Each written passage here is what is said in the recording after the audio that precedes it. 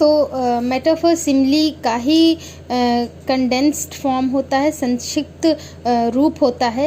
Example और sentence भी दूंगी आपको करने के लिए, ताकि आप सेंटेंस देखकर पता कर लो कि कौन सी फिगर ऑफ स्पीच है। चलो अब हम चलते हैं नेक्स्ट पार्ट ऑफ स्पीच पर, जो कि है हमारी थर्ड जो है वो है हमारी पर्सोनिफिकेशन। ठीक है, पर्सोनिफिकेशन जो है हमारी थर्ड फिगर ऑफ स्पीच है। तो नाम से ही पता चलता है कि इसमें पर्सन है। इसका अर्थ होता है कि किसी निर्जीव चीज़, नॉन लिविंग थिंग को सजीव, है ना, किसी नॉन लिविंग थिंग को हम लोग सजीव मान लेते हैं, लिविंग थिंग से कंपेयर किया जाता है। तो when we compare a non living thing with some living thing, जब हम किसी नॉन लिविंग थिंग के अंदर पर्सन की क्वालिटीज़ डालते हैं, और उसमें ये क्वालिटीज़ क्यों डालते हैं, उस नॉन लिविंग थिंग में थोड़ी जान डालने के लिए, ठीक है, और भी सजीव, उसे और भी इफ़ेक्टिव बनाने के लिए, तो पर्सोनिफिकेशन का यूज़ हम लोग करते हैं। तो इसमें लिख सकते हैं कि when we put the qualities of a person in non living things, या नॉन लिविंग थिंग्स में पर्सन की क्वालिटीज़ डाल रहे हैं, तो उसे और असरदार और जानदार बनाने के लिए तो क्या होगा, यहाँ पे पर्सोनिफिकेशन होगा। ठीक है, इसमें क्या होगा कि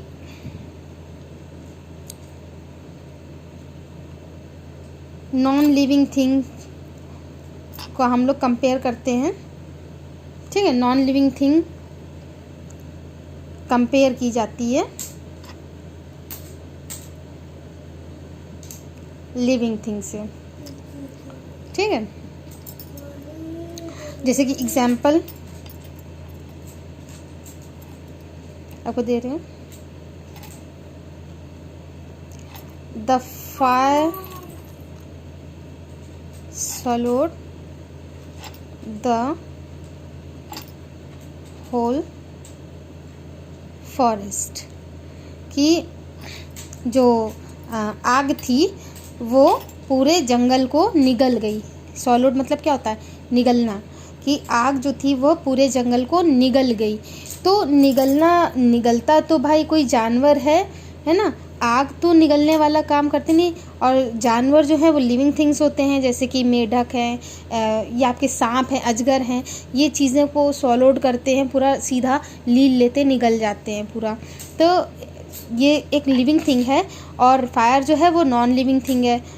तो इसमें क्या किया गया कि उसका रूप, जो आग का रूप इतना भयंकर था कि उसके भयंकर रूप को बताने के लिए यहाँ पर सॉलोड का यूज़ किया, उसे और इफ़ेक्टिव बनाने के लिए, यहाँ पर असरदार बनाने के लिए यहाँ पे सॉलोड का यूज़ किया गया है। तो यहाँ पे क्या है, पर्सोनिफिकेशन आपका है। जैसे कि और एग्जाम्पल एक, the stars were playing hide and seek with the clouds, कि जो सितारे थे, तारे, वो बादलों के साथ लुका छिपी का खेल जो है वो खेल रहे। अब खेल कौन खेलता है, खेल तो लिविंग थिंग खेलते हैं ना।